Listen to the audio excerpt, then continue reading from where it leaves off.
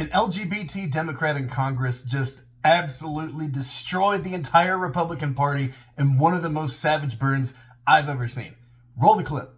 We thought the Democrats were obsessed with President Trump, but Justice Thomas is a close second. This bill is simply the latest installment of the Democrats' campaign to delegitimize and attempt to intimidate the United States Supreme Court. My friend from Ohio said this bill is unnecessary. This bill is very necessary because the extremist-packed Supreme Court recently took away a half a century of law on Roe, and in that decision, Justice Clarence Thomas said they should revisit it on marriage equality. We have people in this House and in the Senate, like Senator Ted Cruz, who've said the exact same thing. Here's what I want.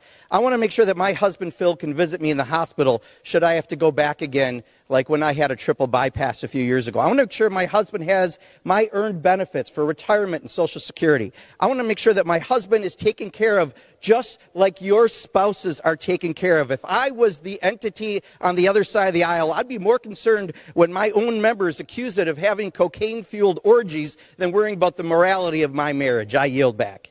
That was Congressman Mark Pocan of Wisconsin, one of the co-chairs of the Congressional Progressive Caucus. The House is debating a bill that would codify marriage equality into law, since the Supreme Court indicated in the Dobbs decision that overturned Roe versus Wade that Obergefell versus Hodges, which legalized same-sex marriage, could be next on the chopping block. Congressman Pocan, who you saw earlier in the clip, was responding to a comment made on the floor by Representative Jim Jordan of Ohio. In his floor speech, Jim Jordan made a comment something along the lines of how this bill would intimidate the Supreme Court. Never mind the fact that 6 conservative justices on the Supreme Court intimidated 160 million plus women with the Dobbs decision, or are routinely intimidating millions of Americans from marginalized groups with almost every decision that they make. All the LGBT community wants is to be able to marry the person they love without interference from the government. That's that small government thing that conservatives are always crowing about. I'll tell you what does intimidate the GOP. It's people talking about the cocaine orgies that Madison Cawthorn referred to in that podcast interview that later got him primaried. Madison Cawthorn had no reason to lose a GOP primary. He was at the January 6th rally with Donald Trump. He was one of the new rising stars of the GOP. The only reason they primaried him is because he said the quiet part out loud. You seen the movie Fight Club? Rule number 1 of the GOP, don't talk about the GOP cocaine orgies. Rule number 2 of the GOP, don't talk about the GOP cocaine orgies.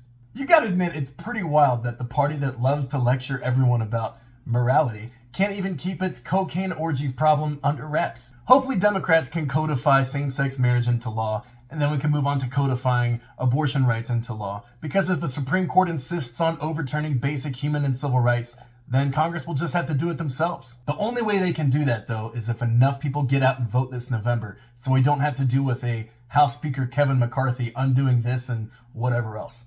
Thanks so much for watching. If you like breaking news and analysis like this, please take a moment to like and subscribe to the Really American YouTube channel. I'm Carl Gibson with Really American Media.